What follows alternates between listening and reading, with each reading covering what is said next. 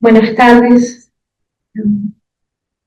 bienvenidos al comienzo del ciclo de conferencias FCU 2025. Como muchos de ustedes sabrán, los ciclos de conferencias FCU es un espacio que se ha creado para acercar la academia a todo el público y en este espacio virtual y presencial como es ahora, aunque comenzó siendo virtual, convocamos a especialistas de distintas áreas para que nos hablen de sus investigaciones y sus trabajos que van desarrollando dentro de la academia. Eh, la dinámica de esta conferencia, nuestro invitado del día de hoy, que va a hablar, como saben, se llama Tiempos y Espacios de Carlos Raúl Villanueva, la conferencia, que la va a dictar Juan José Pérez Rancel. Él va a hablar durante aproximadamente unos 45, 50 minutos más o menos, y luego vamos a abrir espacio breve para que ustedes, tanto los que están conectados por Zoom como los que están aquí acompañándonos en esta sala, le hagan preguntas a Juan José. Es un tiempo limitado también de preguntas porque es nuestro compromiso además con todos nuestros invitados. Y luego nosotros la grabación de la conferencia la publicamos en nuestro canal de YouTube para que puedan consultarla, compartirla, o el que no pudo venir o el que no se pudo conectar pueda ver la conferencia. Nos acompaña con nosotros, aquí está nuestro presidente ejecutivo, Elías Pino Iturrieta, que va a hacer la presentación formal en nombre de la fundación de nuestro invitado del día de hoy, y va a hablar brevemente acerca de dos cosas importantes también, muy importantes para nosotros, que es que la Fundación para la Cultura Urbana este año celebra su 25 aniversario y este ciclo de conferencias está cumpliendo 5 años. Entonces estamos doblemente de fiesta el día de hoy. Elías, buenas tardes, bienvenido.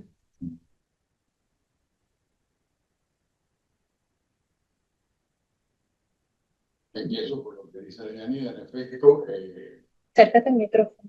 este ciclo de conferencias está cumpliendo 5 años y el propósito fue exactamente el que ella señaló: acercarnos a perspectivas profesionales, personas duchas, expertas en las materias que tratan, para que las comuniquen al gran público, y después eso se puede ver por el Zoom y se transmite, se puede archivar y revisar cuando los interesados les parezca, de todo tipo de materias, letras, historia de Venezuela, historia de América, problemas de actualidad, en fin, tratamos de hacer una selección de lo más heterogénea, pero también de lo más seria, para que la voz de los académicos se acerque al público más allá de los claustros universitarios.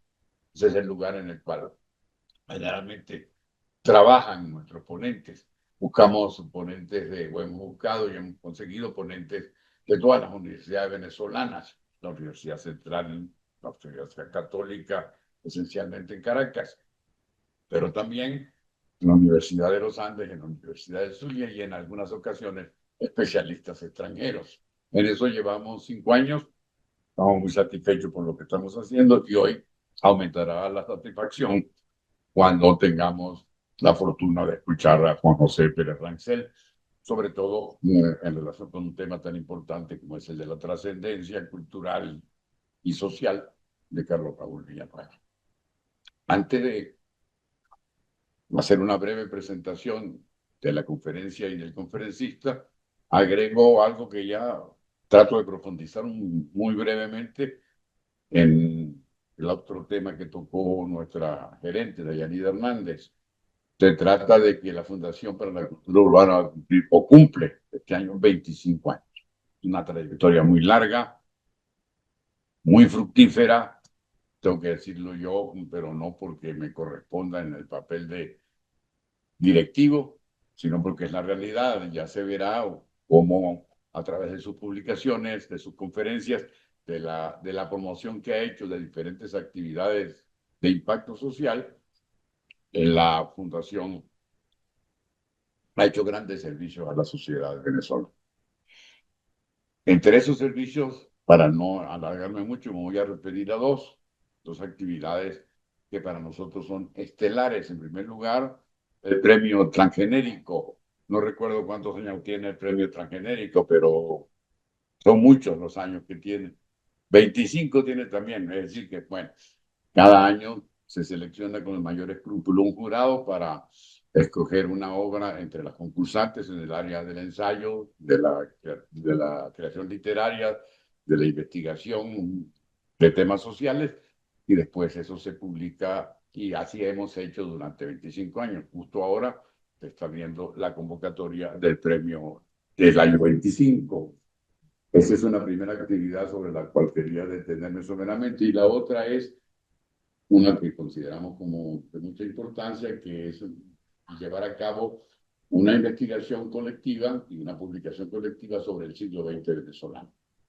Ya tenemos publicado un título sobre la sociedad, uno sobre la política, uno sobre la arquitectura y otro sobre el urbanismo en el siglo XX venezolano. Está por salir un volumen sobre ciencias físicas y naturales en nuestros días, pero también la comunicación social. Y ya en espera, pero casi a punto de terminar su redacción, un volumen sobre el pensamiento venezolano del siglo XX. Son investigaciones colectivas, se escogen especialistas de cada área para componer entre 5 o 6 autores cada uno de los volúmenes. Es una colección que nos importa mucho y consideramos que puede tener muchísima importancia para quien la lee. Es una aproximación científica y metódica a nuestros días, a las cosas que nos están pasando y a cómo son peculiares, es decir, a cómo se diferencian de cómo fueron las cosas venezolanas de nuestros padres y de nuestros abuelos.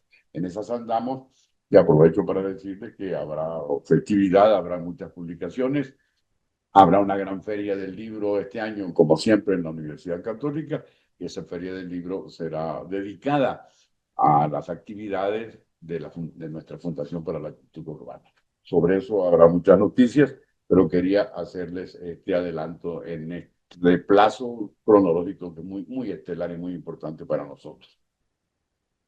5 años cumple este ciclo de actividades de las conferencias FCU. Como traté de decir antes, se trata de escoger profesionales acreditados, gente competente, que sea capaz de transmitir cosas posiblemente distintas, no machacar sobre lo ya sabido, sino hacer aportes que pueden ser importantes para el público, para la sociedad en general. En esa orientación, hoy nos fijamos en la obra y en el trabajo que ha hecho Juan José Pérez Rangel. E inmediatamente lo vimos así por encima en la Junta Directiva y resolvimos invitarlo para que nos acompañara hoy en la primera tanda de las conferencias de este año. Juan José Pérez Rangel, como está anunciado allí, va a hablar por un tema bien importante: tiempo y espacio de Carlos Raúl Villanueva. No tengo yo ninguna autoridad para decirle que fue Carlos Raúl Villanueva, por fortuna. Generalmente lo sabemos todos, pero hace falta la mirada especializada, hace falta la observación profesional, que es lo que le pedimos a Juan José para que nos las ofrezca hoy. Estamos seguros de que lo hará de acuerdo con nuestros requerimientos. Gracias, Juan José Pérez Rangel, por estar aquí con nosotros. A Juan José lo conocen, pero si no lo conocen, muchos les agrego que Juan José es arquitecto, egresado de nuestra Facultad de Arquitectura de la UCB, pero también profesor durante 20 o 25 años, por lo 43. Menos. Con 43. El viejo es viejo, independientemente de cómo lo veamos aquí. Será fresco todo lo que nos diga. 43 años en esta cátedra. Tiene un posgrado hecho también allí en la Facultad de Arquitectura y Urbanismo, pero después otro de investigación en la Universidad Italiana de Florencia. Sí, muy bien. El doctorado de Juan José es de Florentino, de Historia de la Arquitectura. Justamente buena parte de la historia de la arquitectura tiene que ver con el protagonista de su charla de hoy. Juan José Pérez Rangel tiene un libro sobre Villanueva en la Biblioteca Biográfica Venezolana, editada por el Nacional y por la Fundación Bancaribe. Uno de los volúmenes se titula justamente Carlos Raúl Villanueva y él es el autor. Pero también tiene un... Aquí está, mira, lo podemos hasta ver. Ajá. Como dije yo, Carlos Raúl Villanueva, Juan José Pérez Rancel, Biblioteca Biográfica Venezolana, el Nacional y Fundación Bancaribe, es el número 108 de esta colección, que fue un exitazo editorial muy evidente. Pero tiene otro libro, a lo mejor no tan difundido como este, pero que realmente muy importante. Es una investigación, creo yo, que la más prolija y seria que se ha hecho sobre uno de los personajes más importantes en la creación de la República en el siglo XIX. Sin la obra de esas figuras que no eran necesariamente militares, sino que hicieron el aporte de su profesión para la hechura del país, está el protagonista de ese libro tan importante de Juan José Pérez Rancel, que es Agustín Codazzi. El país es un misterio, dijo Antonio Leocádio Guzmán como ministro del Interior en 1830, en la primera memoria que un ministro presenta en Venezuela. Había que descubrir ese misterio. Uno de los descubridores, fueron dos descubridores fundamentalmente, en el área de la memoria, Rafael María Baral, en el área del entendimiento del entorno y el saber dónde uno está parado, pero también cómo puede ser el porvenir partiendo de saber dónde uno está parado, destacó Agustín Codazzi. Esa investigación tan completa, también hermosamente editada, porque es una edición muy bonita, se refleja de manera redonda, por no decir otra cosa, en la obra de Juan José Pérez Rancel sobre Agustín Codazzi. Nada más, para no cansarlos mucho, pues, y porque lo que importa más bien es lo que viene a continuación. Repito que es un placer, un privilegio, un honor que esté Juan José Pérez Rancel con nosotros. También les agrego que durante un tiempo fue conmigo profesor, investigador en el Centro de Estudios Latinoamericanos Rómulo Becker. Queda con ustedes Juan José Pérez Rancel. No lo necesitan. Intente ver. Sí. No sé, no, yo creo que no hace falta tener esto en la mano. Se escucha bien allá. Va a ser más bien un estorbo. Si no molesta para la grabación, pues prefiero no tener que usarlo. Bueno, muchas gracias por asistir, por estar presentes. Muchas gracias a los que no están presentes, están a través de internet. Profesor Carlos Sierra, acá presente, muchas gracias.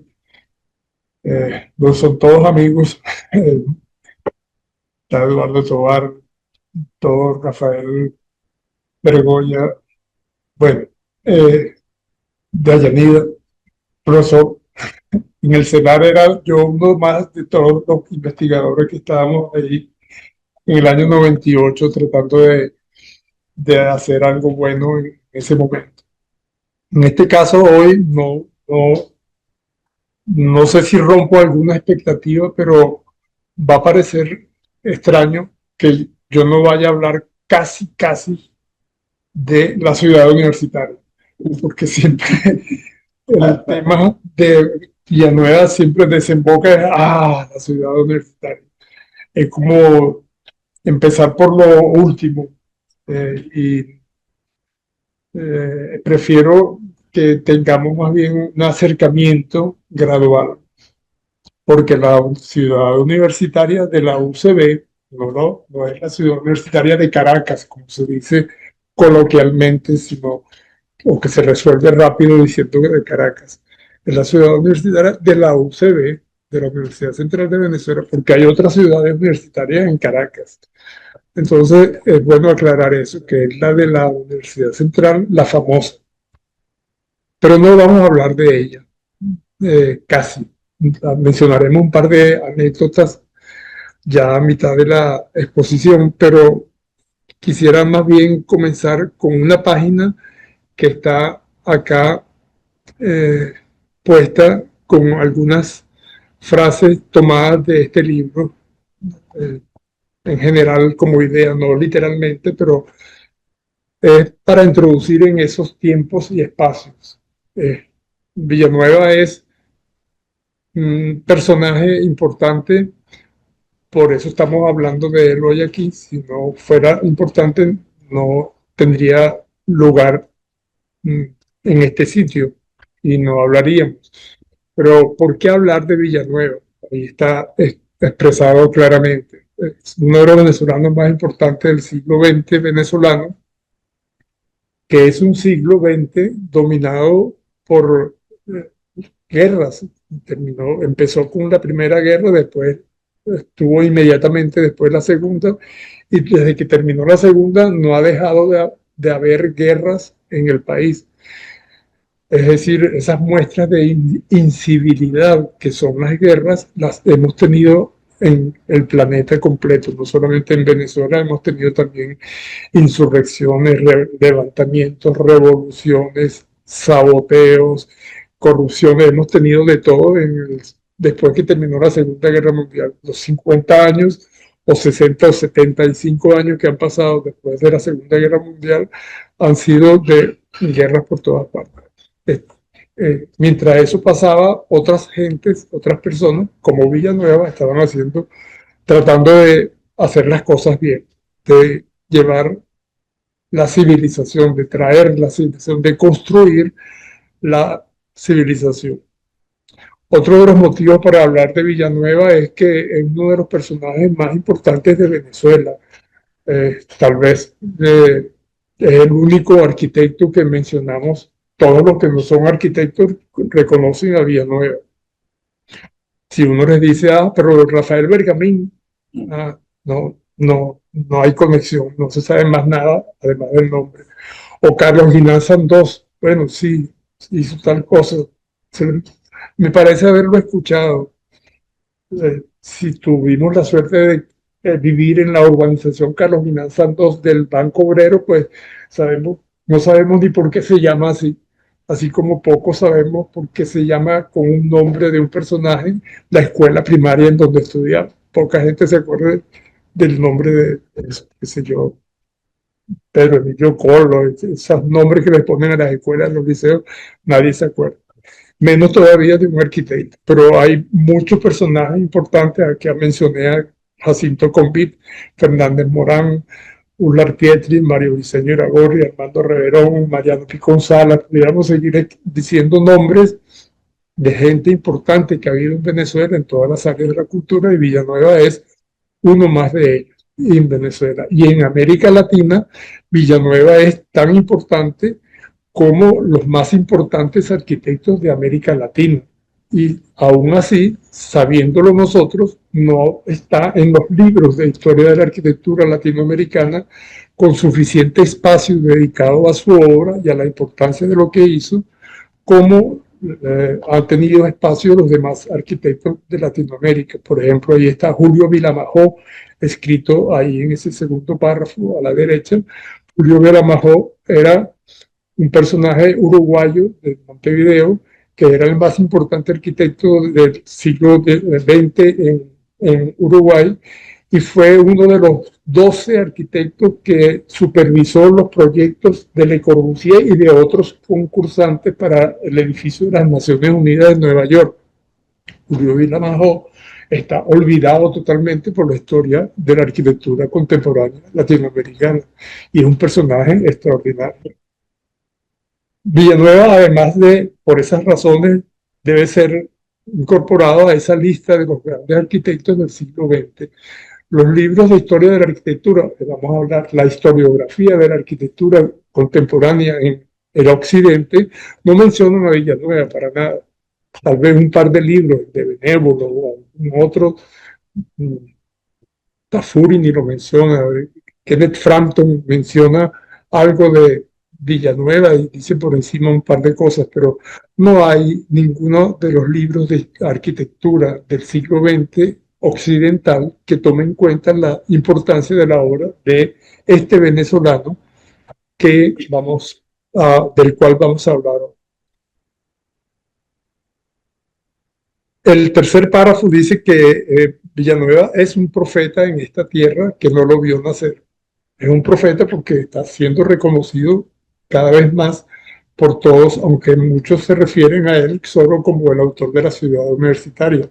Pero, sin embargo, bueno, ese reconocimiento poco a poco va aumentando. Pero no solamente porque lo reconozcamos nosotros, sino porque él también había adoptado esta tierra en su obra. Ese joven que llega en el año 29, llega curioso porque acaba de salir de una academia de Bellas Artes y viene a conocer la hacienda La Villanuevera, que se llamaba la hacienda de la familia Villanueva cerca de San Carlos, en Cojedes.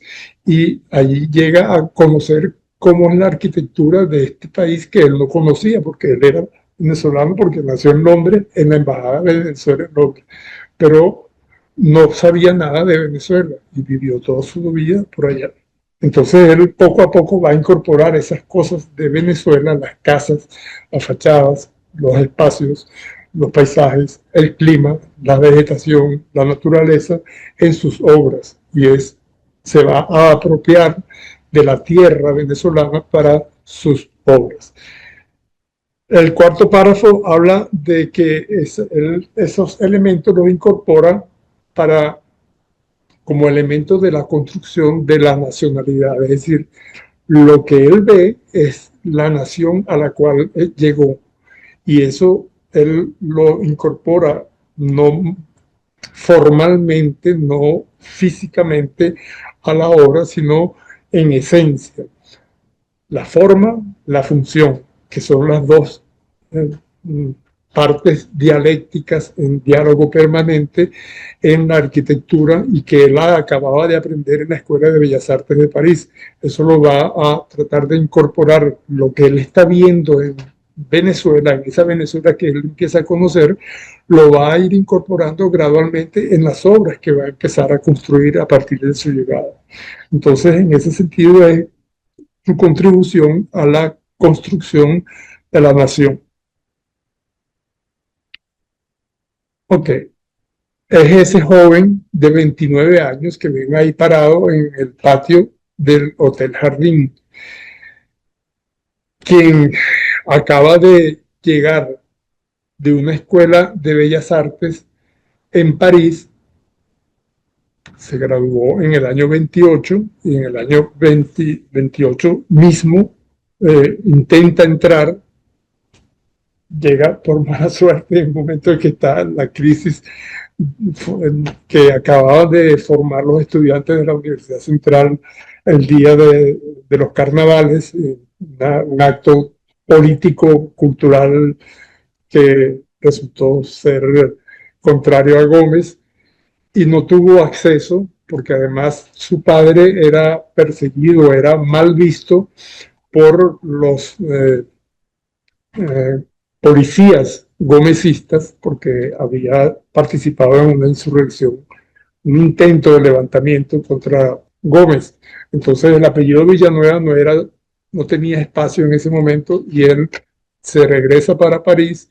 De París va a viajar a Nueva York. En Nueva York estaba su hermano que estaba trabajando, haciendo escuelas, proyectando escuelas de estructuras metálicas. Nueva York, él estaba un tiempo allí haciendo una pasantía con él, con su hermano mayor, y regresa entonces a París y ahí decide en determinado momento volver en el año 29, al año siguiente, vuelve a Venezuela y ese es el momento en que se le contrata, por fin, ya pasado el problema con los policías que no les gustaba el apellido de Villanueva, y su hermano había sido amigo de los dos hijos de Gómez, de Gonzalo y Fernando, ¿no? Por ahí está el nombre, no lo recuerdo. Y son los que le presentan por fin al feísimo dictador Juan Vicente Gómez. Y el dictador impulsa que se le contrate a ese joven de 29 años, y esto es una foto del año 31, ya uno de los primeros trabajos que se le dan es en el Ministerio de Obras Públicas remodelar el conjunto de viviendas que iban a ser viviendas y que se decide hacer un hotel para recibir a los diplomáticos que venían a las visitas por el centenario de la muerte de Bolívar en el año 30. En esos años no se terminó y se hizo el hotel, pero esta es una foto del año 31. A la derecha están las fotos de los dibujos que él hacía en la Escuela de Bellas Artes, coinciden con esa arquitectura que está viendo en el Hotel Jardín y que él impulsa que se haga en esa remodelación del conjunto de viviendas, y es un lenguaje similar, son edificaciones neoclasicistas, es un academicismo en la arquitectura. Ahí no hay ningún indicio de que este joven que está ahí parado acaba de venir de estar en París en los años 20 como estudiante de arquitectura. Estar en París en los años 20 siendo estudiante de arquitectura es estar en el lugar y en el momento más importante de la historia de la arquitectura del siglo XX, porque está pasando de todo.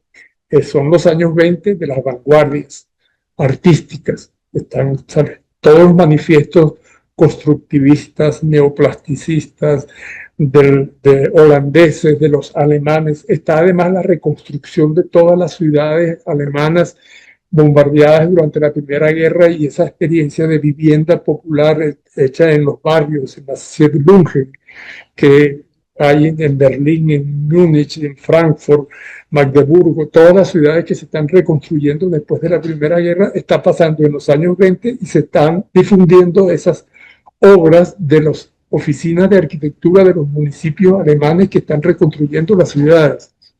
Eso no se queda solo en Alemania, eso se divulga por toda Europa.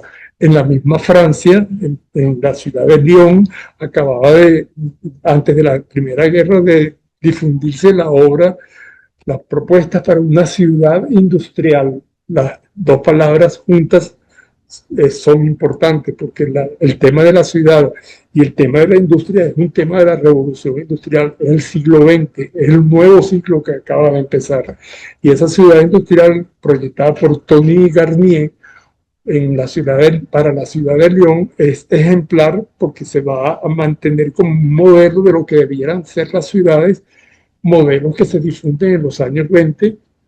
Y en la oficina de Tony Garnier había trabajado un joven llamado Charles-Édouard Jeanneret, que luego va a tener su presencia en los años 20 también, haciendo viviendas como las de la reconstrucción de las ciudades, haciendo planteamientos sobre cómo debe ser la ciudad en la era de la industria, la ciudad del siglo XX, que ya empezó y ya tenía 20 años de haber empezado.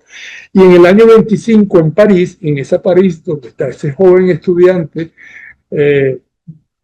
aprendiendo academicismo, aprendiendo bellas artes, está sin embargo una exposición en el año 25 que se llama Exposición de las Artes Decorativas para la Vida Moderna, nada menos. La vida moderna planteaba precisamente el no hacer artes decorativas, y esa exposición se llamaba Las Artes Decorativas. Era la vuelta atrás hacia la decoración, los intentos de hacer viviendas rápidas, urgentes, para reconstruir las ciudades, de hacerlas industrialmente en respuesta a la industria y a la velocidad de construcción. Esos intentos dan una formalidad desprovista de decoración. Sin embargo, el año 25, en la exposición de artes decorativas, se presenta una opción de decorar esas fachadas, esas paredes lisas que surgen al construir rápidamente y sin decoración. Pues había que agregarle un decorado encima, porque la costumbre de la decoración seguía adentro de la mentalidad y de la cultura en general, no solo en París, en todo el Occidente. Era normal los capiteles, los adornos, los relieves, la figuratividad naturalista o fitomórfica. Era normal que las paredes blancas tuvieran una decoración. Eso en la exposición de artes decorativas va a significar que surge una corriente llamada Art Deco. El Art Deco es la decoración sobre la arquitectura moderna que estaba surgiendo. Todavía no se llamaba arquitectura moderna, pero era una arquitectura desprovista de decoración, porque había surgido en momentos de urgencia por la reconstrucción de las ciudades, y esa formalidad relacionada con la reconstrucción de las ciudades, relacionada con la industria, con la industrialización, con construir rápido y no perder tiempo en decoraciones, esa formalidad lisa es entonces recubierta con una nueva decoración. En medio de esa exposición de artes decorativas, en donde surge el Art Deco, hay dos pabellones importantes. Uno es el de Rusia, con Nikolai Melnikov, un constructivista ruso que hace un garabato de esos constructivistas que hacían los rusos todavía vigentes en el año 24-25. El 24 muere Lenin, el 25 se acaba el constructivismo. Este residuo del constructivismo se presenta en París y es el pabellón de la Unión Soviética. El otro pabellón es el del Esprit Nouveau, el espíritu nuevo, que era el movimiento cultural que había impulsado Le Corbusier en 1921 para buscar el lenguaje de lo nuevo, de la novedad, del verdadero arte nuevo que debiera surgir después de la Primera Guerra Mundial. El resto era todo Art Deco. Este joven estudiante de arquitectura, como todos los estudiantes de arquitectura y de bellas artes de la Escuela de Bellas Artes, iban a esa exposición, caminaban por las calles de París, se sentaban en los cafés de los bulevares heredados de Haussmann del siglo XIX, y en uno de los cafés cercanos a la Escuela de Bellas Artes siempre iba un joven llamado Charles-Édouard Janet, que era Le Corbusier, y que hablaba con esos jóvenes estudiantes de la Escuela de Bellas Artes. Ahí narra Villanueva que conoció a Le Corbusier y se hicieron amigos desde entonces y duró toda la vida esa relación entre Villanueva y ese viejo malhumorado, engreído y gruñón que todos dicen que era Le Corbusier. Pero ese personaje de Le Corbusier era un personaje demasiado profundo para ser entendido por el público normal en esa época y por los sitios donde daba discurso. Ustedes agarran un discurso de Le Corbusier y es de una abstracción que requiere realmente un esfuerzo intelectual para entender qué es lo que quiere decir este tipo. Es una profundidad tremenda. Bueno, en un café sentado tomando en un bulevar era otra la relación. Y eso va a cultivarlo ese joven que está ahí parado y lo trae con él. Y es una de las cosas que trae. Trae las conversaciones de arte moderno, trae las exposiciones que ha visto, trae los manifiestos de la vanguardia artística que surgían y que surgieron en esa París en donde él estaba, y trae su formación en la Escuela de Bellas Artes.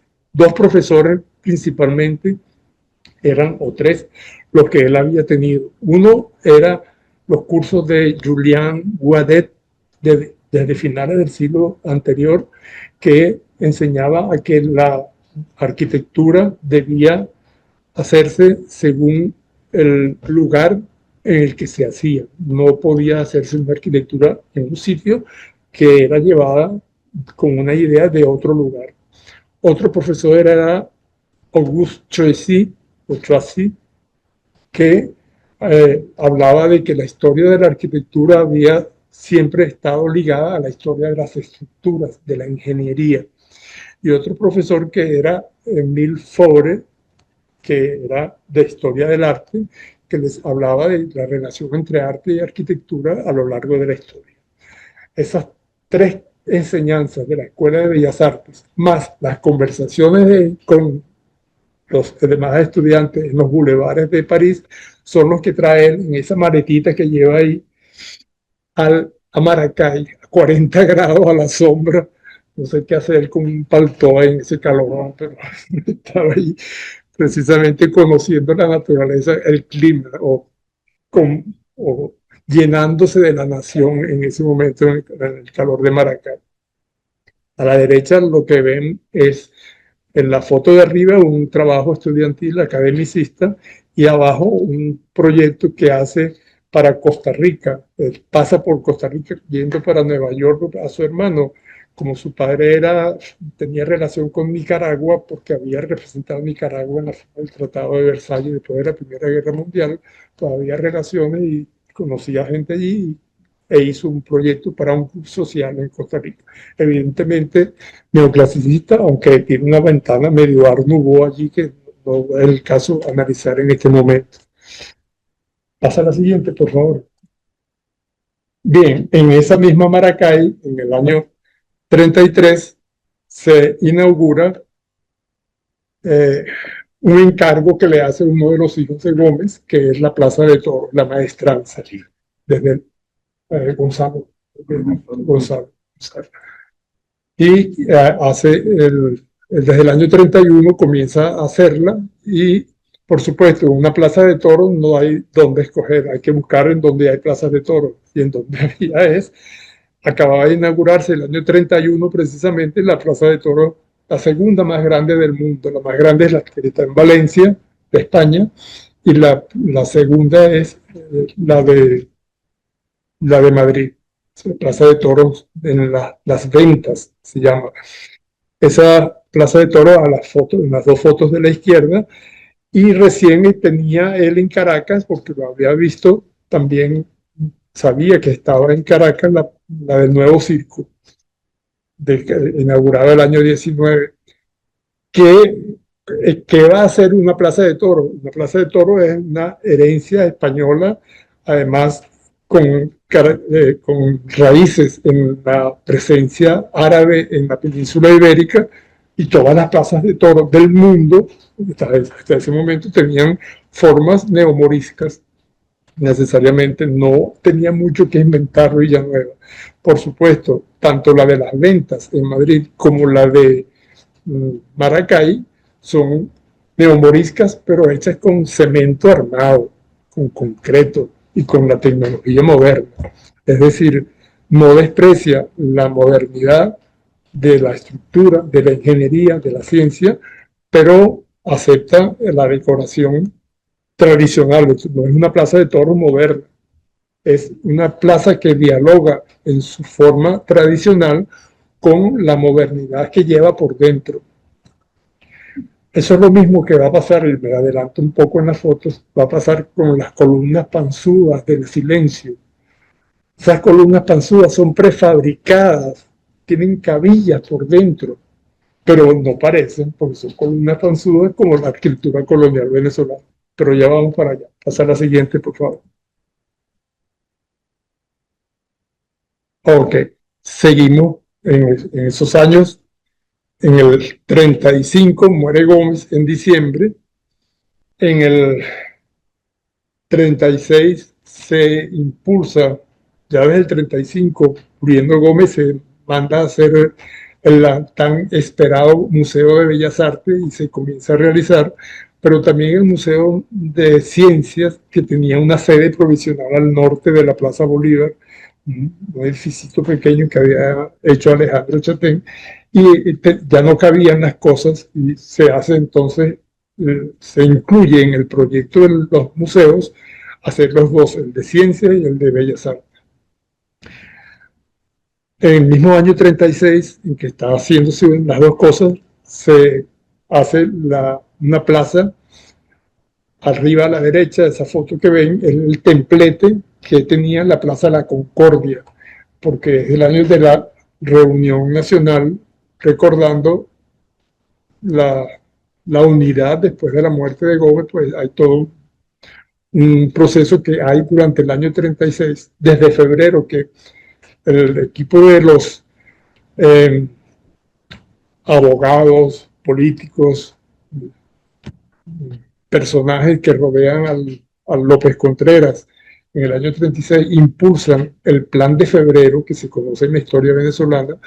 Ese Plan de Febrero incluía la ejecución y aceleramiento de todo lo que venía haciéndose en obras públicas, el Ministerio de Obras Públicas venía haciendo, y entre ellas los grupos escolares, y entre ellas los edificios culturales, entre ellos los museos. Y es así como surge, por supuesto, tanto el templete de la Plaza de la Concordia como los museos. Y el modelo de estos museos, que son en formas clásicas, pero hechos con el uso del cemento armado también en concreto. Igual está la dialéctica allí presente entre modernidad y tradición. Modernidad por fuera, por dentro, por la estructura, por los materiales, y tradición a la vista, que es lo que muestra lo que siempre vemos. ¿Es un edificio neoclásico? Sí, es un edificio que tiene formas neoclásicas aparentemente, pero por dentro tiene la esencia de la era industrial, de los materiales modernos, de las nuevas tecnologías que se están usando y que Villanueva ya estaba dominando y que en el país ya estaba circulando desde antes de que se fundara en 1906 la primera fábrica de cemento. Cemento en La Vega, se funda en 1906, ya empieza a generalizarse el uso del cemento para todas las obras, disminuye el uso de la argamasa, el bareque, la tapia, todas esas cosas. Entonces ya es un material industrial que da un resultado con una forma moderna.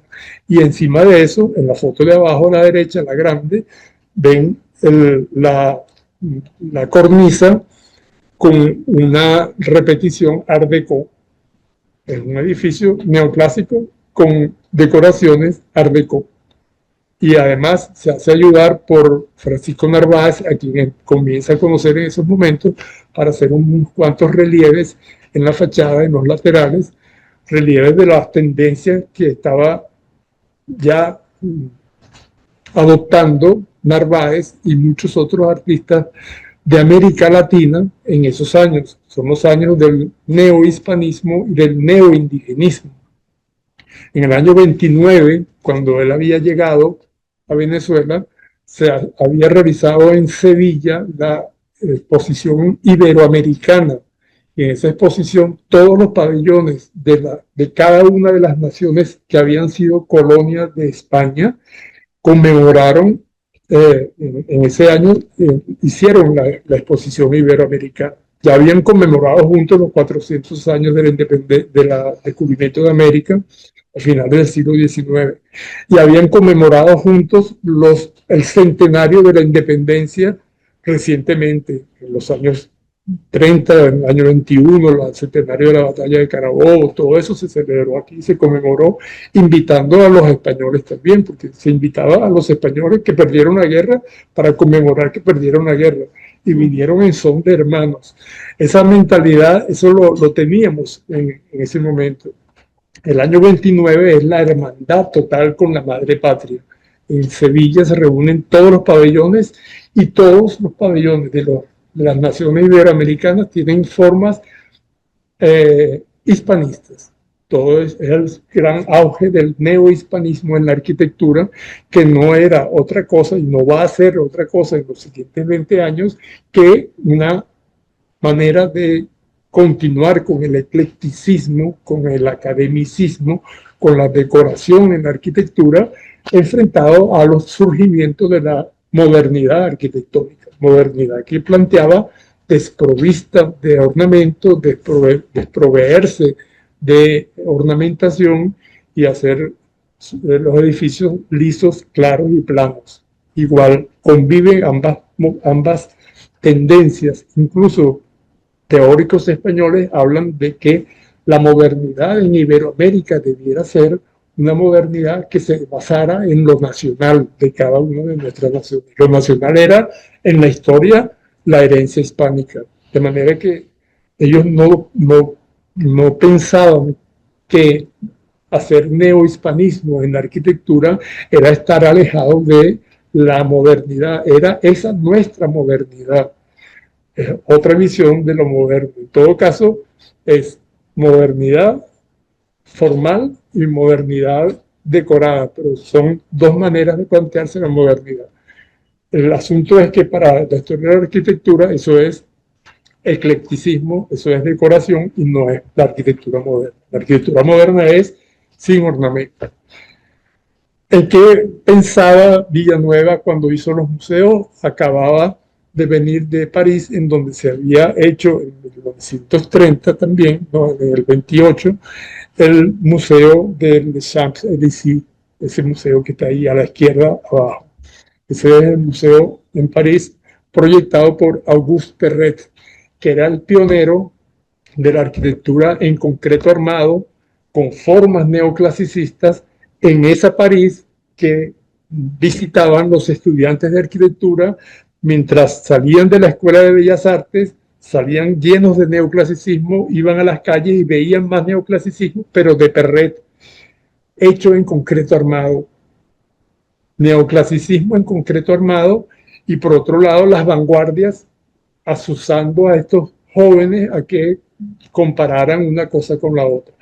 Auguste Perret pasa a ser un personaje que Villanueva lo toma como amigo, y él toma a Villanueva como amigo hasta Villanueva muy avanzado en los años 50. Perret muere en los años 50, creo que en los años 50, y ahí en la Fundación Villanueva hay cartas del intercambio de correspondencia que tenían ellos toda la vida tuvieron. De manera que ese joven que tiene que diseñar los museos ve el Museo de los Champs-Élysées, un edificio clásico en concreto armado, lo ve como una posibilidad para seguir adelante en la construcción en concreto armado. Pero esa actitud es simultánea. Esos museos son del año 37. En el 37 Villanueva se va, lo manda con Villanueva, con Luis Malaucena, otro graduado en la Escuela de Bellas Artes. Se van a hacer, proyectan junto el pabellón de Venezuela en la exposición de París del año 37. Es una exposición considerada el clímax de la arquitectura neoclasicista, año 37. Estamos hablando 12 años después de la exposición de París del 25. En el 37, ya a punto de empezar la Segunda Guerra Mundial, ya había surgido toda la oposición a la arquitectura moderna de los primeros años 30, posición oficial, y los gobiernos que eran de tendencia más bien autoritaria o totalitaria, hablo del nazismo, hablo de la Unión Soviética, pero hablo también de esa Francia de los años 30 del gobierno de Vichy, que estaba impulsando una vuelta al monumentalismo clasicista. Y en efecto, en la exposición del 37, frente a frente, en la Avenida de los Campos Elíseos, está el pabellón de la Unión Soviética y el pabellón de la Alemania nazi, los dos con formas diferentes, pero ambos neoclasicistas y monumentalistas. La misma actitud de culto al monumento, a lo monumental como obra de arte. Al final de los Champs-Élysées está la Torre Eiffel como una prueba de que estaban equivocados y que estaban realmente sin tomar en cuenta los avances de la civilización. Esos años 30, al regresar, bueno, ahí Villanueva aprovecha y hace un curso de ampliación o un posgrado o así. Está 6-7 meses estudiando urbanismo, año 37. ¿Y por qué? Porque ya veía lo que estaba pasando en toda América Latina durante los años 30, que son los años del surgimiento de los planes reguladores. El año 33 se había hecho la 5ª reunión del Congreso Internacional de Arquitectura Moderna, y que se había hecho el primero en Frankfurt con el tema de la vivienda mínima. La 5ª reunión del Congreso, el tema era la ciudad moderna, y ahí se formula la Carta de Atenas, la famosa Carta de Atenas, y ya se difunden los elementos de la Carta de Atenas de cómo deben ser las ciudades modernas.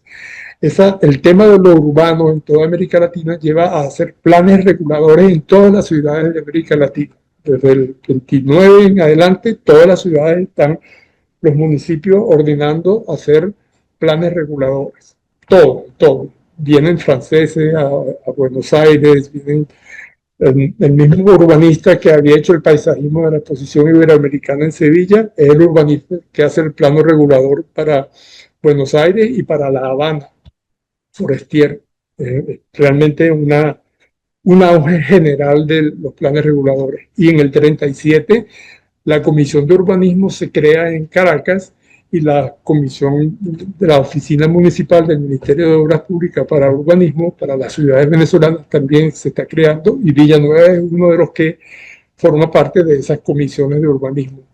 Por eso cuando está en París con la exposición del pabellón venezolano de París, pabellón que por cierto le dan medalla de oro porque es es moderno, pero era neohispanista. Era un edificio que era conservador, como los monumentos principales de los que hablé, de la Unión Soviética y de la Alemania nazi.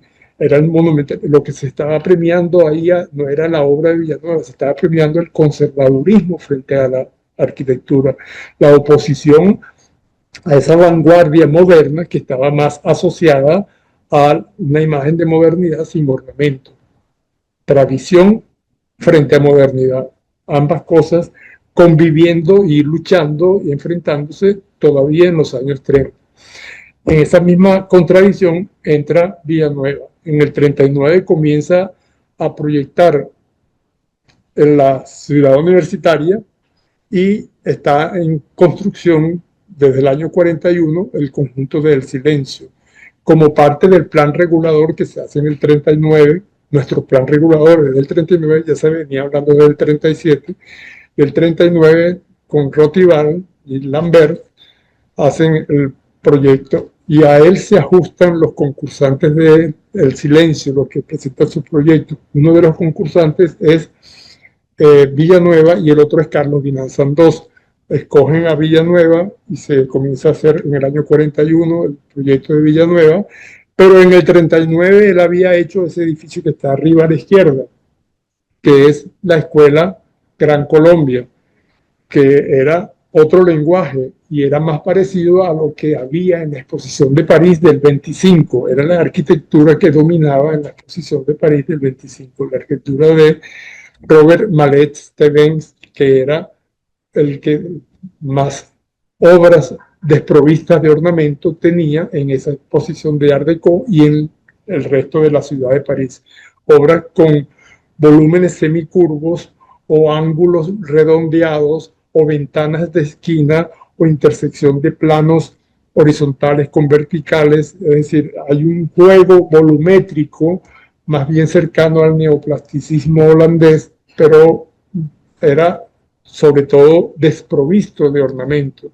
Ese atrevimiento de Villanueva, que ya lo había tenido con su casa que se hace en el año 34, en la avenida aquí, que luego se llamará Avenida Andrés Bello, es un atrevimiento que es un acercamiento, es una ruptura de él con su propia tradición, o es una muestra de su duplicidad o de su dualidad, la dualidad de ser moderno, pero también tradicional, o dicho de otra manera, de ser tradicional, pero también ser moderno, que no es otra cosa, es el silencio, ese silencio en el cual él se hace retratar delante de ese pórtico neobarroco, un silencio que él por dentro tiene la otra forma, esas dos fotos de la derecha, arriba el silencio y abajo uno de los barrios hechos en Alemania, en Berlín, por uno de los constructores de barrios de la reconstrucción de las ciudades alemanas después de la Primera Guerra, y tiene un parecido formal, aparente, con lo que Villanueva hace con sus patios internos de los bloques del silencio. Internos, modernos y sin ornamento. Externos, con decoración. Moderno y tradicional. Es una dualidad. Si se quiere, una esquizofrenia, si quiere. Es capaz de hacer las dos cosas, tradición y modernidad, conviviendo. Abajo a la izquierda ven la foto de las columnas panzudas alineadas, abajo columnas panzudas, pórticos como las casas tradicionales venezolanas, como las casas de hacienda, corredores. Tiene además soleras entre el arco y el primer piso, hay soleras para filtrar y para ventilar debajo del arco.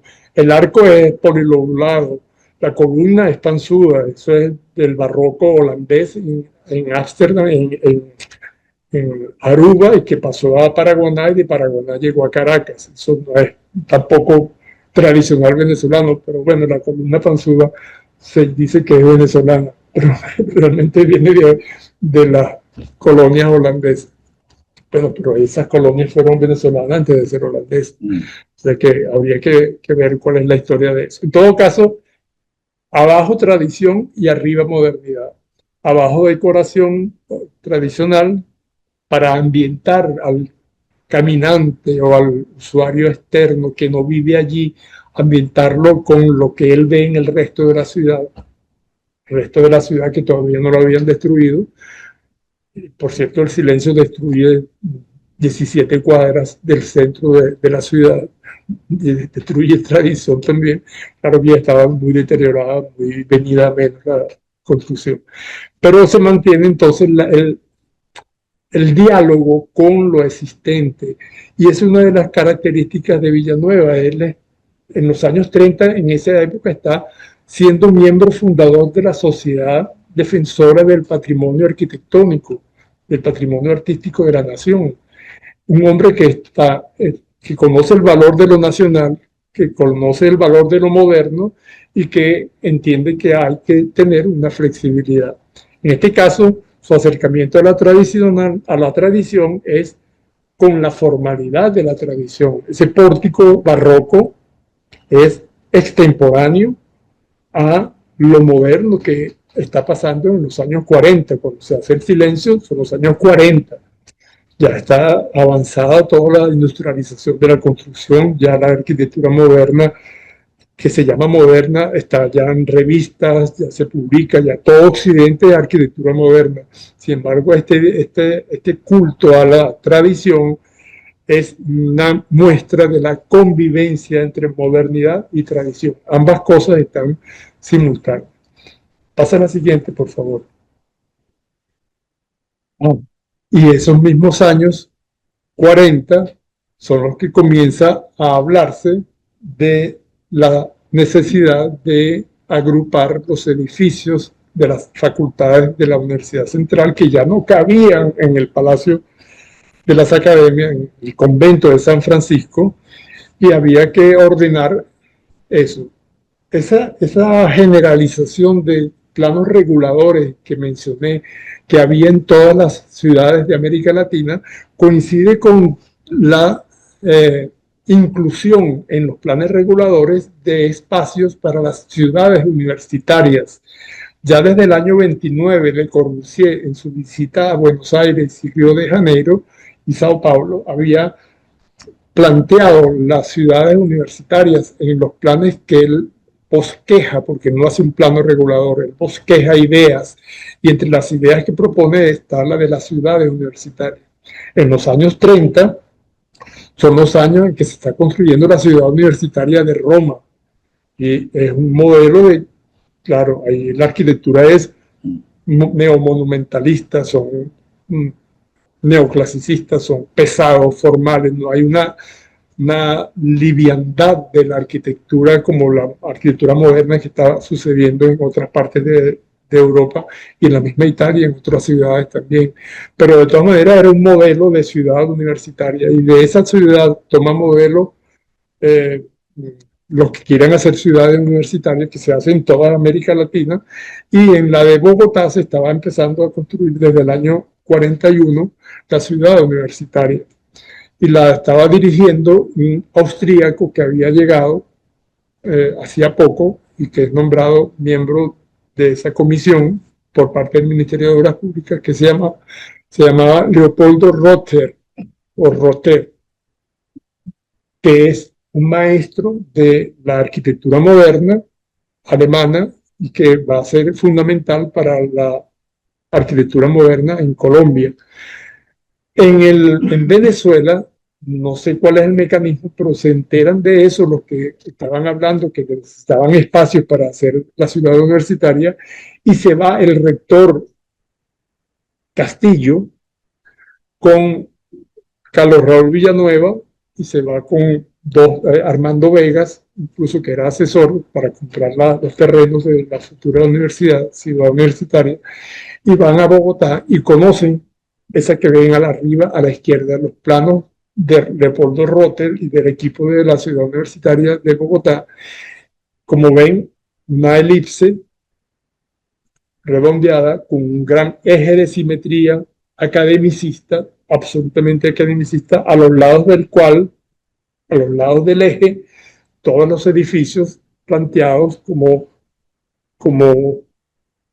los perritos a la mamá que les da la teta, igual, todos acercándose al centro, convergiendo hacia un aspecto simétrico. La simetría, el eje, es la base de la composición academicista.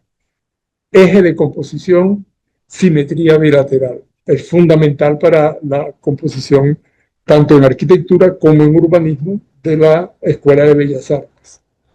Villanueva regresa y sus primeros proyectos, ese es del 44, la maqueta que ven a la derecha, no llega a ser una elipse, pero sí es un largo eje que parte del hospital clínico que ya estaba siendo construido antes de que él viajara a buscar ideas de la ciudad universitaria. Estaba construido porque había sido contratado de urgencia y las escuelas de medicina también, laterales, había sido contratado porque Armando Vegas era uno de los fomentadores de esa ciudad universitaria, y Armando Vegas era hermano de Martín Vegas, el médico importante venezolano, y tenían todos, además Villanueva trabajaba en la oficina de edificaciones sanitarias, hospitalarias del Ministerio de Obras Públicas. Ese fue el empleo que él tenía, que él llegó a tener en el Ministerio de Obras Públicas.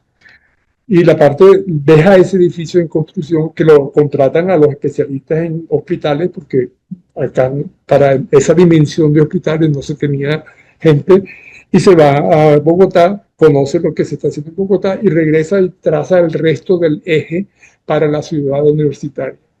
Pasa a la siguiente, por favor. Pero en el eje nuestro, ahí en la foto de la izquierda, lo vemos de oeste a este, el clínico abajo a la derecha de la foto, y después hacia abajo un gran eje que continúa hasta los dos estadios en donde termina el eje de Rotter de Bogotá, igual hacia acá, a los dos lados. Pero Villanueva, en ese momento, comienza un proceso de atrevimiento o de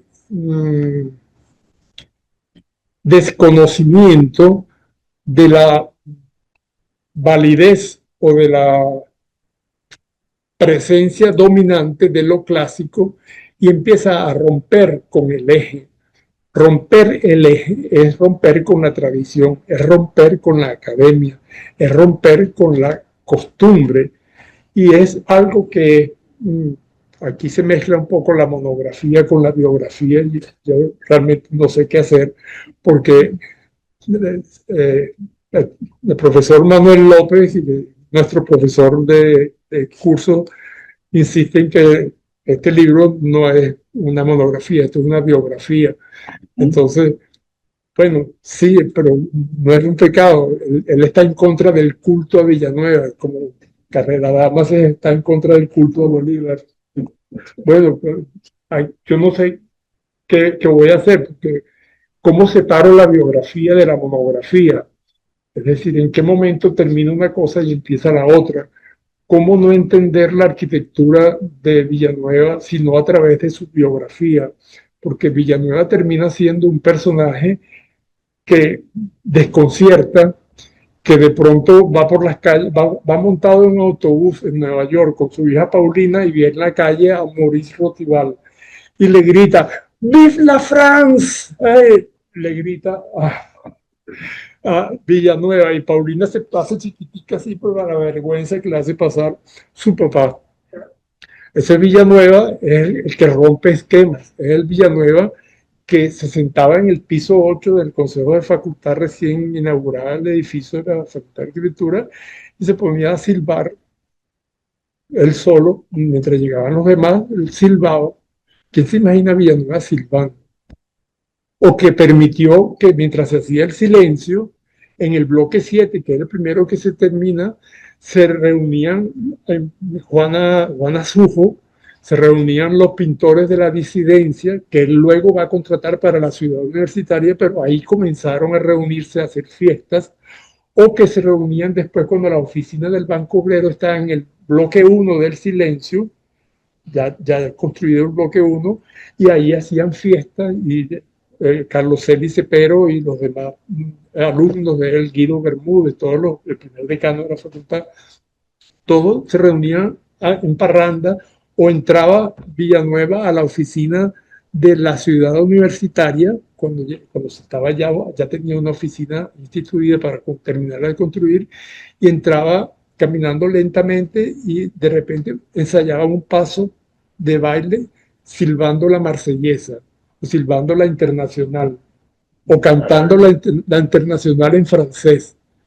Era un personaje que tú lo veían con la corbata, las manos, el paltó, todo arremangado, todo formal, pero que no le importaba romper ese hielo, romper esa formalidad con una travesura. Y ese es el Villanueva que es capaz de imitar arriba a la derecha la torre de la ciudad industrial de Tony Garnier del año 1911 y de tomarla como muestra para la torre de la ciudad universitaria 40 años después. Pero ¿qué hace? No toma la torre tal cual, la tuerce, es romper el eje, otra vez romper el eje, lo que hizo rompiendo el eje del urbanismo de la ciudad universitaria, lo hace con el bendito reloj también.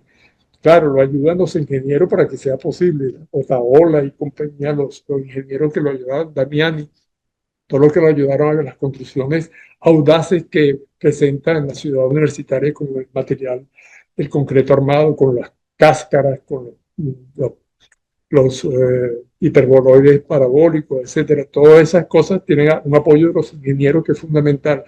Pero esa idea continúa siendo la personalidad de él. ¿Cómo quito entonces la biografía de la monografía? No puedo separarla. Eso no lo hace un arquitecto normal, eso lo hace un tipo que se atreve a romper la tradición de esa manera, romper la tradición que le enseñaron los profesores, y aún así siempre fue seguidor de lo que le enseñaron sus profesores. Pasa a la siguiente, por favor. Simultáneamente, él empieza, esos mismos años 30, 40, 50, este hombre está trabajando en vivienda, no solamente en vivienda pública con el Banco Obrero, desde Maracay, que había proyectado la sede del Banco Obrero en el año 30, 31, el Banco Obrero se funda en el 28, en el 31 se construye el edificio para el Banco Obrero y el Banco Agrícola y Pecuario, que son dos instituciones que fundan el gomecismo. Él sigue desde entonces, está construyendo vivienda.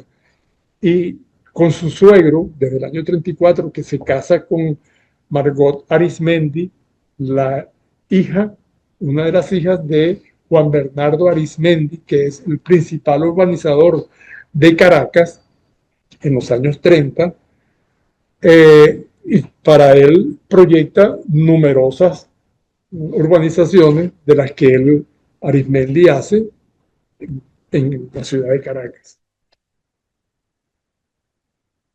Proyecta el urbanismo y proyecta la arquitectura. Y en el Banco Obrero trabaja desde el año 36 para Bellavista, al sur de la avenida San Martín, como en el año 39 en el conjunto para el 39 es Carlos Guinanzan II, el grupo de Propatria, pero posteriormente va a trabajar empezando en los 40 con la Rafael Urdaneta en el Zulia, y con los edificios bajos de San Martín, Artigas, Cútira, todo el plan del plan piloto para Caracas. Y en esos bloques, poco a poco, va a ir incorporando la arquitectura de la rapidez de construcción, de la modernidad, de las formas moderna y por supuesto la velocidad de construcción que era lo que llega a hacerse. Estos bloques que vemos, que conocemos ahora de otra manera, llegaron a ser un modelo en toda América Latina por la rapidez con que se hicieron. En 7 años se hicieron 24.000 viviendas. Eso fue un récord mundial que no se había hecho ni siquiera en la reconstrucción de las ciudades después de la Primera Guerra Mundial. El modelo de todos estos bloques era teóricamente, según la oficina de los diseñadores del Banco Obrero, era la unidad de habitación de Marsella, que es esa que está ahí abajo en el centro, el bloquecito de la unidad de habitación de Le Corbusier, famoso, que tenía muchas otras cosas, además de la forma de un paralelepípedo, que es en lo que terminan los bloques del Banco Obrero del 23 de enero en Caracas. Terminan siendo paralelepípedos coloreados, pero no llegan a tener toda la cantidad de servicios, de posibilidades planteadas por Le Corbusier para la unidad de Marsella. Por cierto, después hace otras unidades de habitación en otras partes que evolucionan. El mismo Le Corbusier la hace para Berlín, la hace para otras ciudades europeas, y sí se completa el edificio, pero no el grupo de bloques que se hace en Venezuela, que es excepcional y es grandioso y es importante. Está la referencia entonces siempre a lo que está haciendo su amigo Le Corbusier. Pasa a la siguiente, por favor. Este hombre, pues, que con esa formalidad que le vemos ahí, se burla de la silla en su posición normal y la pone al revés. Eso es romper el eje, es romper, el hacerse el cómico. Pues, es un hombre común y corriente. Lo que estamos en presencia es de un tipo cuya genialidad lo lleva a atreverse a hacer cosas inusuales. La ciudad universitaria, que no hemos visto hasta ahora ni una foto de ella, solo por encima, los corredores, los bloques escalados, las pérgolas, las persianas, los quiebrasoles, los aleros, los jardines internos de la plaza cubierta o de todos los edificios de la ciudad universitaria. Todos esos elementos de los edificios de la ciudad universitaria son elementos de la tradición constructiva venezolana. La ciudad universitaria es la materialización de la esencia de la arquitectura tradicional venezolana en forma moderna, o con formas modernas, o sin decoración, sin la decoración barroca o neohispanista ni nada, pero la esencia es el funcionamiento, un alero, una solapa de doble altura de dos techos que se cruzan y te permiten pasar la luz a un sitio donde hay sombra, o unos bloques escalados que tamizan la entrada de luz, o unas persianas en unas ventanas basculantes que también tamizan, gradúan, permiten regular la entrada del viento y de la luz. Son cosas que vienen de la tradición constructiva venezolana. Es la tradición en forma moderna, es tradición y modernidad juntas, y son obras del mismo personaje que con su cara seria lo podemos ver en chores o en pantuflas. Pasa a la siguiente. Ahí está con Calder, esa es la derecha. O juguetear con Calder, como está allí en la foto de la derecha, Alexander Calder, como jugueteaba Le Corbusier. Ese que vemos arriba es Le Corbusier en el viaje del barco Marsilia de regreso a París, a Burdeos en el 1929 en compañía de Josephine Baker, nada menos. Y Le Corbusier, pues, jugueteando en carnavales, se pone un gorrito de carnavales. La genialidad de él no le impide tener las cosas que hacen los seres comunes y corrientes. Y eso es lo que quiero rescatar en el caso de Villanueva. Esa foto de Villanueva que está a la izquierda, él con los brazos cruzados, lástima que no se puede ampliar, pero la mirada que tiene ahí es la mejor mirada que yo he encontrado en una foto de Le Corbusier. Es como lo que dice la picardía de Villanueva. Un hombre pícaro, bromista, capaz de bromear, capaz de decirle a un estudiante que le critica porque se moja mucho en la Facultad de Arquitectura cuando llueve, y Villanueva le dijo, ah, pero es que, claro, es que esa la hice yo. Debe llamar a un arquitecto bueno y no malo como yo para hacer para que eso no vuelva a pasar. Es capaz de ponerse, de vacilarse, pues como diríamos actualmente, la realidad. Es un hombre común y corriente, como decía Adriana Salati, es un hombre, refiriéndose a Leco Panagulis.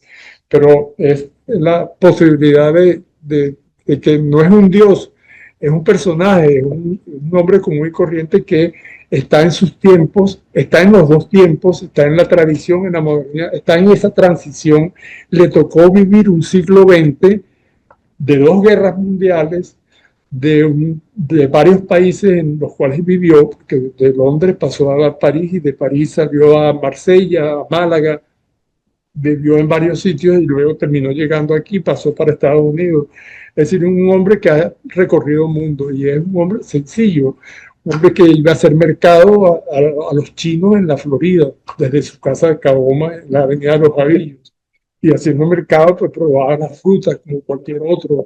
O se ponían en el chinchorro, como está ahí en la casa de Sotavento, en Caraballeda, esa foto que está allí, con pantuflas o es normal, es un tipo normal, es un genio. ¿Cómo separo la biografía de la monografía? Ese es nuestro Villanueva. Esa es la siguiente, por favor. Y la parte docente de Villanueva es esta última que quiero mostrar, es ese señor que enseña con el lápiz en la mano, que dibuja. Ya ahora no se puede porque todos los profesores tienen computadoras y AutoCAD, pero en nuestra época era con el lápiz en la mano y era practicar el dibujo a la mano suelta.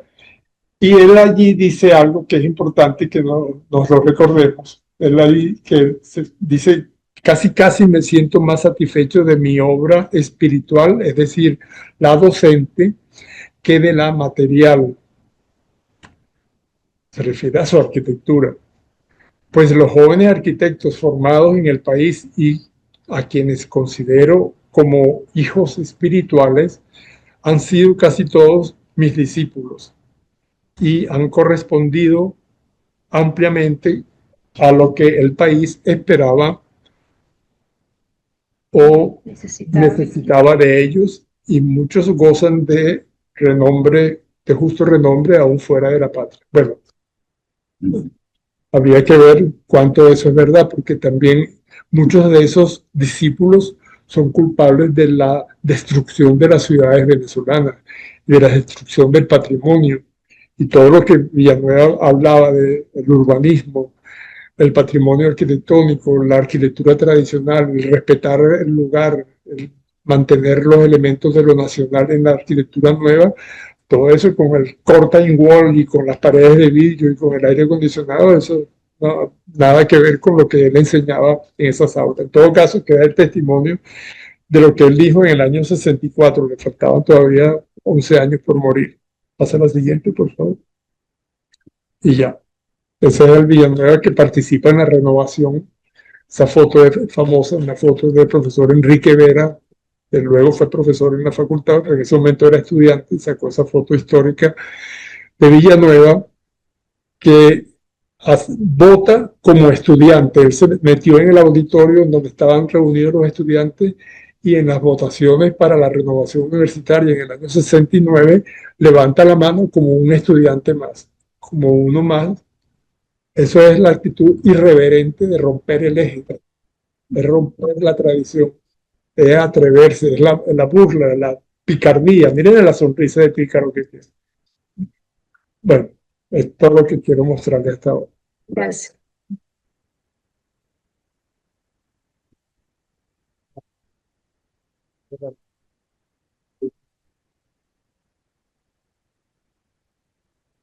Después de esto, lo que considero adecuado si la relación con los oyentes, con los que están aquí, se les parece. Aquí hay 1000 asuntos. Creo que es una exposición impecable de la cual se puede sacar mucho provecho. ¿Qué más les voy a decir? Qué bueno, Juan José, muchas gracias. Gracias. Espléndida. Pero ustedes, hay que hay muchos arquitectos, yo no sé nada de eso, y gente interesada, de manera que con la coordinación de Dayanida, si les parece, se puede abrir un breve ciclo de preguntas y respuestas. Sí, gracias, profe. Gracias a ustedes.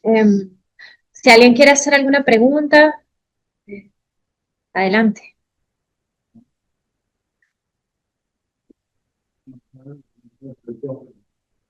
La primera, como para quedar claro, en el caso de tu posición, la autoría del hospital clínico es de Villanueva o no es de Villanueva.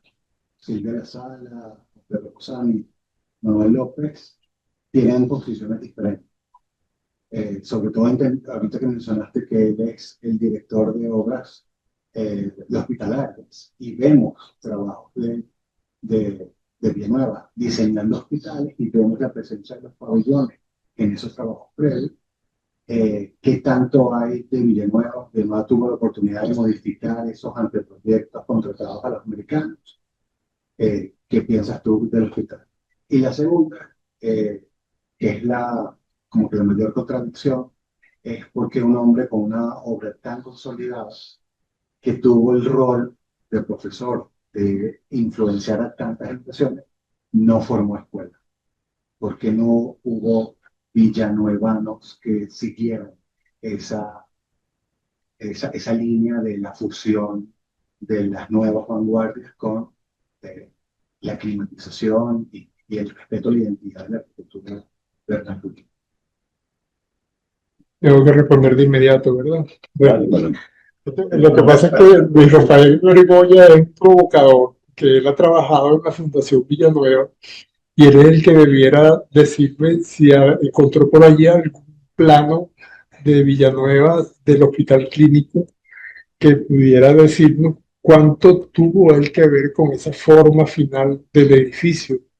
Porque hasta donde yo he leído a los otros investigadores de la obra de Villanueva, siempre se termina hablando de que ese volumen semicurvo, eso es de influencia de Erich Mendelsohn en Alemania, pero eso lo tienen todas las casas que había con un edificio con un volumen semicircular o semicilíndrico en la fachada, y bueno, es muy fácil resolverlo, eso es Mendelsohn.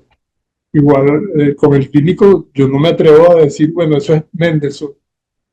Además, los volúmenes semicilíndricos obedecen a que ahí están, en la parte curva, están las áreas de ventilación los sitios de hospitalización. Y era norma sanitaria desde los años 30, la ventilación obligada, y ahí salían a tomar aire las personas que estaban enfermas de tuberculosis o de problemas pulmonares, etcétera. Es decir, tiene una función.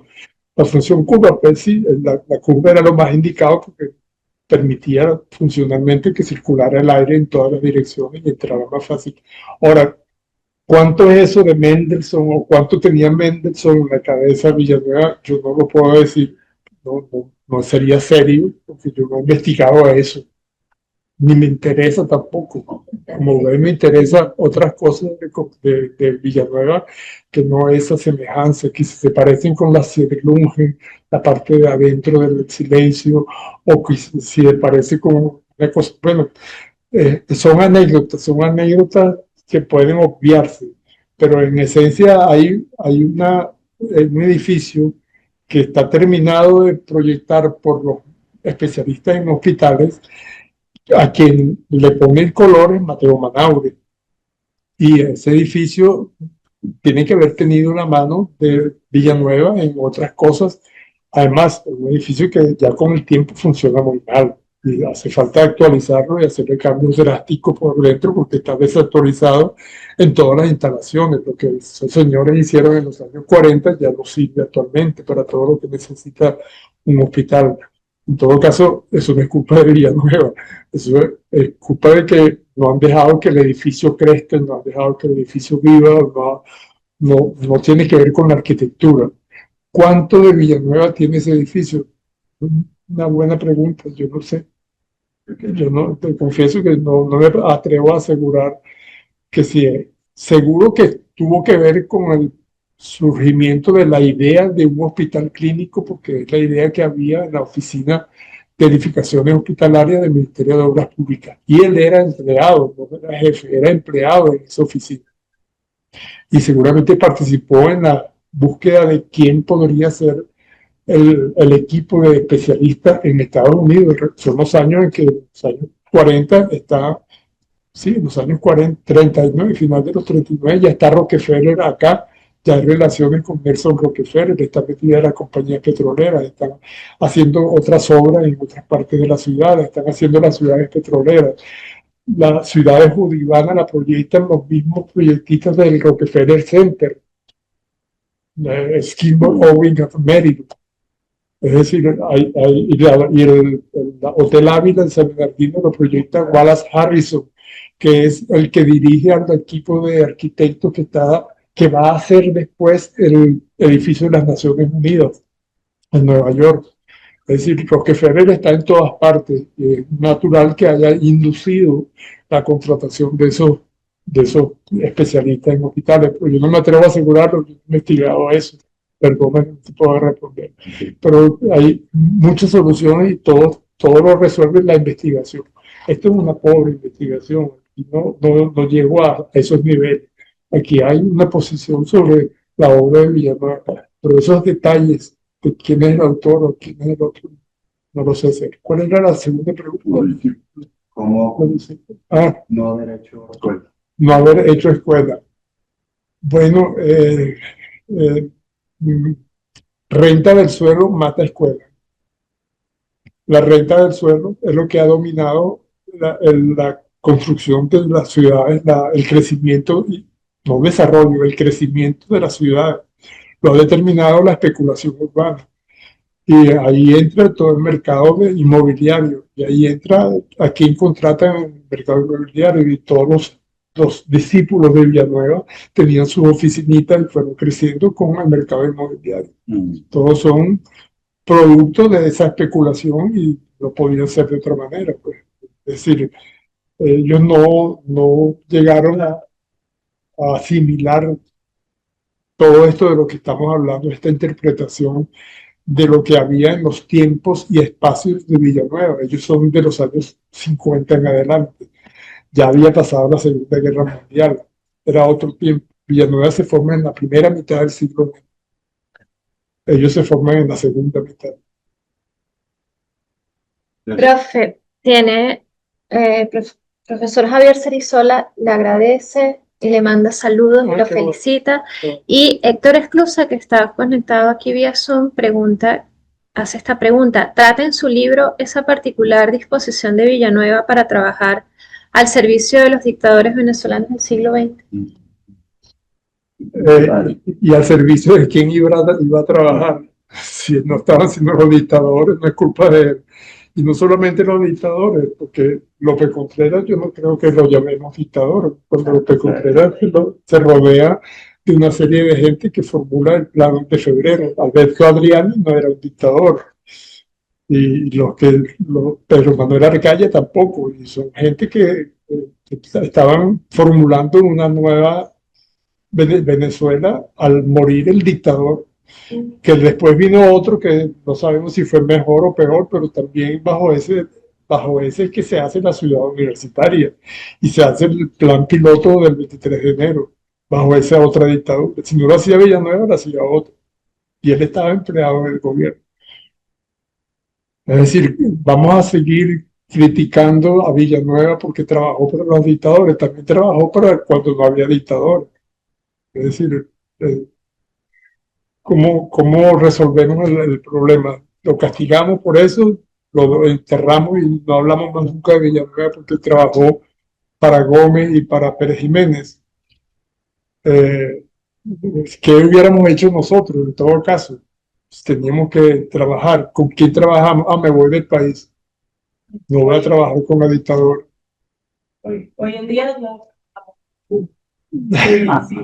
Si nos ponemos en cuestiones políticas, vivimos en Venezuela y creo que cada quien se adapta y eso, como usted decía, la investigación demuestra por qué Villanueva trabajó.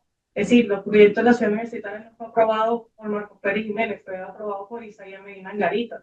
Y él trabajaba para allá, para el Ministerio de Obras Públicas. Es decir, hablar de que Villanueva trabajó para la dictadura es como hablar libremente de cualquier cosa. Sí. Trabajó durante la dictadura, pero no porque su fin fuera político. Claro. Entonces, y es lo mismo que, como usted decía, mucha relación de Villanueva con los disidentes, y Jesús Soto no participa en la planificación de la ciudad universitaria.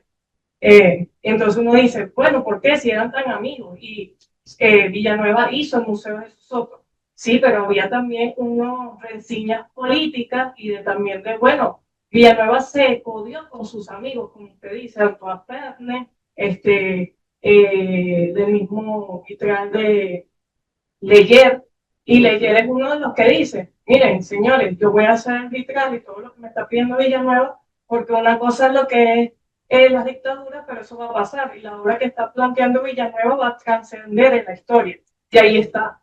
Claro, claro. Entonces, no tendríamos el Hotel Humboldt si Tomás Sanabria dice, no, yo no voy a trabajar para Pérez Jiménez. ¿Qué haríamos sin el Hotel Humboldt? Hubiera sido otra cosa. O tantos otros problemas. Es decir, ¿por qué nadie acusa a Tomás Sanabria de que trabajó para Pérez Jiménez? Y a Villanueva sí lo acusan de que trabajó por la dictadura. Es una tontería, me parece a mí. Eso no es un punto de vista histórico, ni es justo tampoco. No hay... Como usted decía, él se basa también en las tradiciones que venían de la arquitectura de otros países también. Es decir, ese interés de la planificación urbana, del rescatar las tradiciones hispanoamericanas. Es decir que Villanueva estaba trabajando en función de un Estado, de un gobierno más que un Estado, es absurdo. Bueno, las obras públicas siempre las va a tener el Estado a su merced y el financiamiento viene de eso. Entonces llega un punto en que sí, trabajan porque tienen que trabajar, porque creen que con su aporte van a hacer su país. Y lo digo yo porque, bueno, también mis abuelos fueron ingenieros y hicieron parte de la planificación del país en muchos momentos en todos los gobiernos. Y ellos eran obreros, como uno diría. Claro, claro. Creo que eso es un planteamiento que yo no digo que es absurdo, sino que es injusto en todo caso.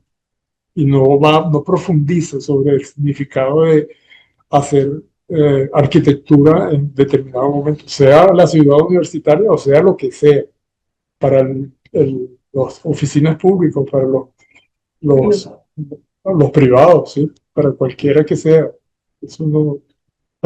La trayectoria de Villanueva que nos planteó con usted indica que es una criatura de la cúpula desde su nacimiento.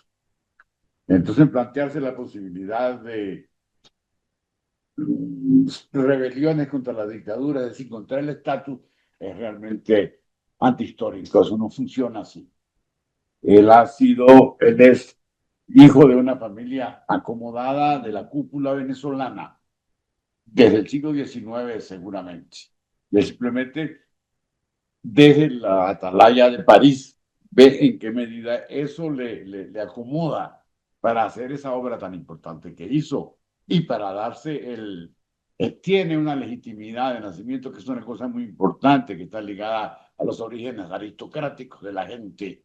Si tú eres antigua, esa antigüedad de tu familia y de tus ancestros te permite hacer esto sin ningún tipo de rubor y como si estuviera haciendo lo correcto porque él nació en ese escenario. Eso también es muy importante para alguien que, desde el punto de vista histórico, quiere meterle el diente. Y para llegar a la posibilidad de admirarse, porque el tipo entra a la ciudad universitaria o al salón de clases con esta magnífica imagen que Juan José nos pone para terminar. Yo estoy de acuerdo con la renovación universitaria, cónchale, ¿vale? Es decir, hay que mirar las cosas sin tanto acartonamiento, me parece a mí. Por cierto, ahora sí lo digo, espléndida conferencia, profesor Pérez Rancel. Ha sido un estupendo aporte y ahora que estamos cumpliendo los 5 años de este ciclo, nos va a dar la obligación de seguir haciendo lo mejor. Muchas gracias. Bueno, mañana es el cumpleaños de Villanueva. Y mañana es cumpleaños del niño, no lo sabía yo. El 30 de mayo. Profe, muchas gracias. Muchas gracias a todas las personas que vinieron acá a acompañarnos en nuestra sede hoy y a las que se conectaron. Muchísimas gracias. Recuerden que esta conferencia va luego a quedar en nuestro canal de YouTube y nos vemos. También está la grabación de la transmisión que hicimos en vivo por Instagram, es decir, por distintos medios. Queda la oportunidad o de volver a ver la conferencia o de verla para el que no pudo asistir vía telemática o presencial. Muchas gracias y los esperamos en una próxima conferencia.